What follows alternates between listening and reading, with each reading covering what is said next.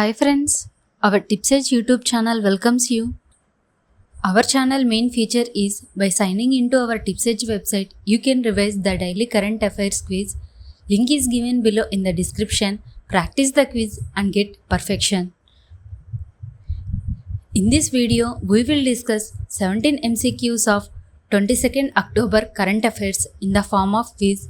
At the end of the quiz, you will get your scorecard like this. Join our WhatsApp channel for more daily current affairs and quiz updates. To join our TipsEdge channel, scan the QR code and join to our WhatsApp channel. Watch the video till end. Now moving to the first question. How is the Ude Desh Ka Aam Nagarik scheme transforming India's aviation sector according to Prime Minister Narendra Modi? The answer is by making air travel affordable and increasing the number of airports and air routes. Prime Minister Narendra Modi celebrated the 8th anniversary of the Udan scheme, showcasing its significant impact on India's aviation sector. He pointed out that the initiative has made air travel affordable for millions, with a notable increase in airports and flight routes. Modi also highlighted how the scheme has boosted trade, commerce, and regional development while reaffirming the government's commitment to improving connectivity and comfort in the aviation industry. Now moving to the second question. What key milestones were highlighted during the 8th anniversary of the Udan scheme in building India's aviation sector? The answer is making the aviation sector as accessible, affordable, and ambitious. The Regional Connectivity Scheme Ude Desh Ka Aam Nagarik RCS Udan celebrated its 8th anniversary today, having been launched by the Ministry of Civil Aviation on October 21, 2016. The scheme focuses on improving unserved air routes in unserved areas to address the aspirations of common citizens. Prime Minister Narendra Modi inaugurated the first RCS Udan flight on April 27, 2017. Over the past 8 years, the Udan scheme has created an aviation sector that is accessible, affordable, and ambitious in India. The government plans to extend the Udan Regional Air Connectivity Scheme for an additional 10 years, symbolizing aspirations, opportunities, and the unlocking of new growth potential across the country. Now moving to the third question. What does Dr. S. Jaishankar say the India-China LAC patrolling agreement signifies for both nations, and what outcome did he associate with the completion of the disengagement process? The answer is successful return to previous conditions and resumption of patrolling as in 2020. External Affairs Minister Dr. S. Jaishankar commended the recent agreement between India and China regarding patrolling agreements along the line of actual control in eastern Ladakh. He highlighted that both nations have returned to the conditions present in 2020, noting that the disengagement process with China has been successfully completed. Dr. S. Jaishankar expressed confidence that both countries would resume patrolling as they did in 2020, calling this a positive development that reflects the results of patient and persevering diplomacy. Now moving to the fourth question. What does Mission Karmayogi emphasize regarding the role of civil servants, and which ministry was the first to initiate a cycle of ongoing learning? The answer is civil servants should prioritize their responsibilities. The Ministry of Personal Public Grievances and Pensions was the first. Mission Karmayogi signifies a significant shift from a role to rule approach, stressing that civil servants should prioritize their responsibilities over rigid regulations. The Ministry of Public, Personal Grievances and Pensions was the pioneer among the ministries in launching a cycle of ongoing learning. Now moving to the fifth question.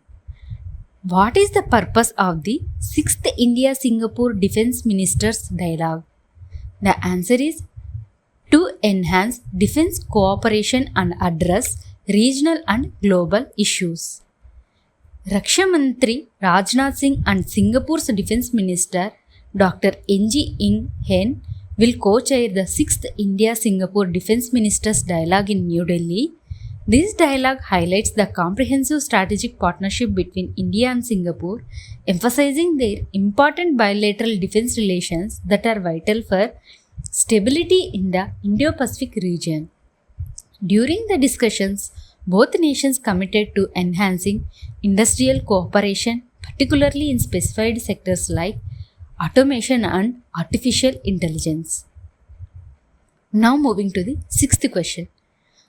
On the occasion of Police Commemoration Day, what did Home Minister Amit Shah say about the time frame for delivering justice under the new criminal laws? The answer is justice will be delivered within 3 years for any crime reported anywhere in the country. Police Commemoration Day is observed on October 21st each year.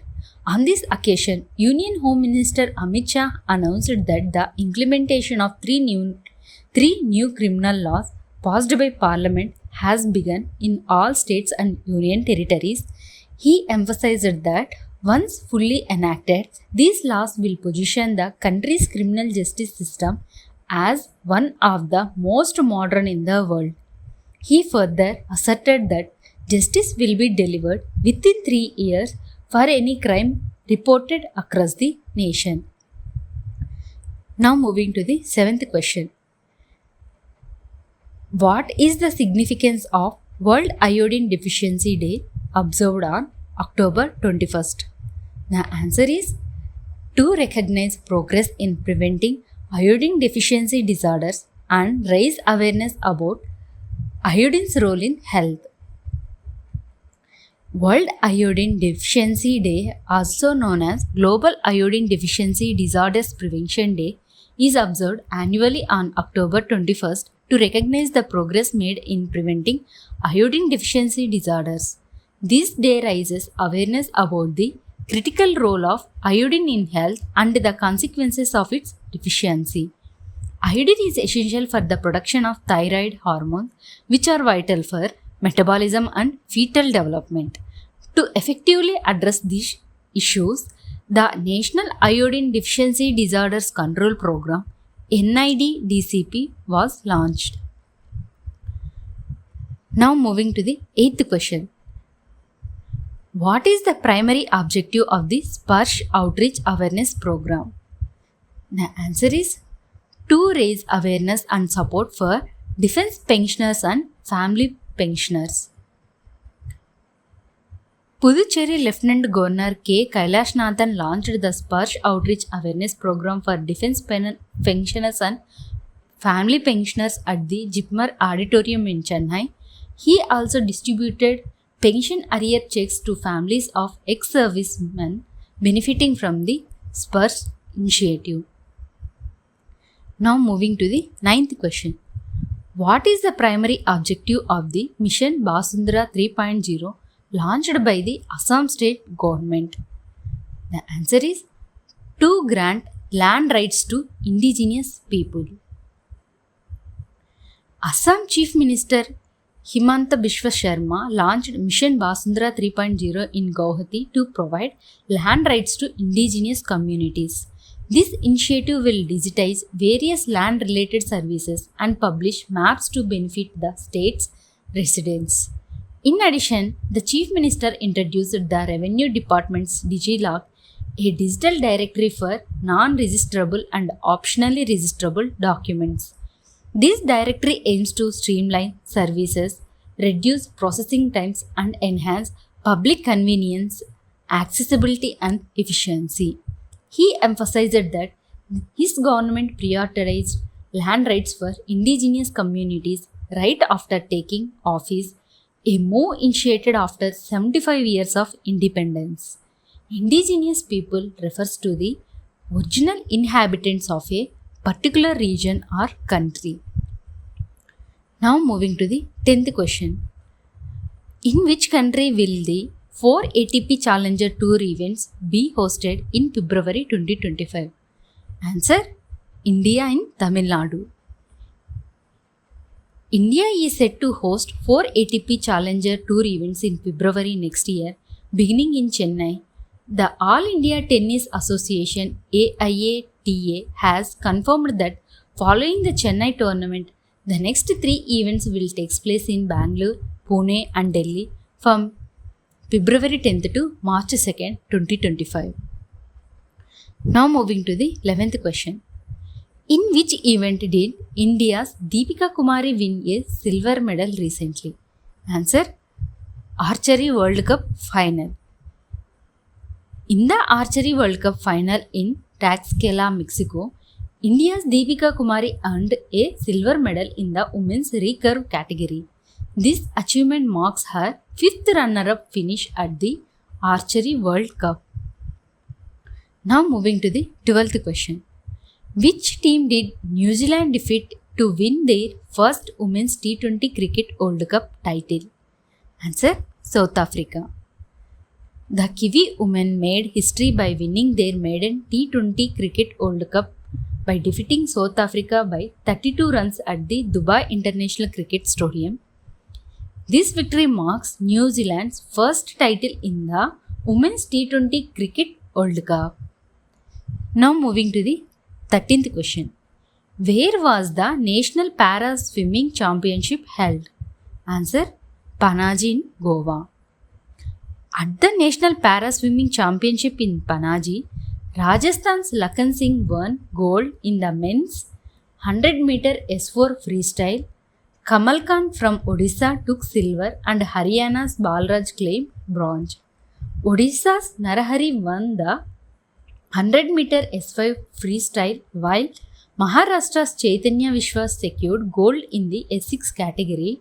Karnataka excelled in the S7 and S8 events with golds from Tejas and Sridhar. In the S9 and S10 categories, Karnataka's Sahil Rajaram and Kapil Kumar from these services won gold medals. Now moving to the 14th question. What is the primary purpose of the 7th Intergovernmental Consultations IGC between India and Germany? The answer is to hold discussions on various government sectors and report outcomes to leaders. German Chancellor Olaf Scholz will embark on a 3-day visit to India beginning Thursday to participate in the 7th Intergovernmental Consultations IGC with Prime Minister Narendra Modi. The agenda includes discussions on security, defense cooperation, economic relations, and a green development partnership. They will also address the 18th Asia Pacific Conference of German Business APK 2024, a biennial event focused on enhancing trade and investment ties. Now moving to the 15th question. Where was the United Nations Biodiversity Conference COP16 held and what was its primary initiative? Answer: held in Colombia, aimed at evaluating commitments to protect biodiversity through Kunming-Montreal Global Biodiversity Framework. The 2-week United Nations Biodiversity Conference COP16 commenced today in Colombia, aiming to evaluate historic commitments to halt and reverse the loss of nature. Environmental leaders from nearly 200 countries are participating, with 196 nations having signed the ambitious Kunming-Montreal Global Biodiversity Framework to safeguard biodiversity. Now moving to the 16th question.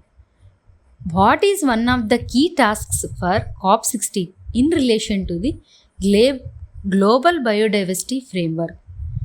Answer is advancing resource mobilization.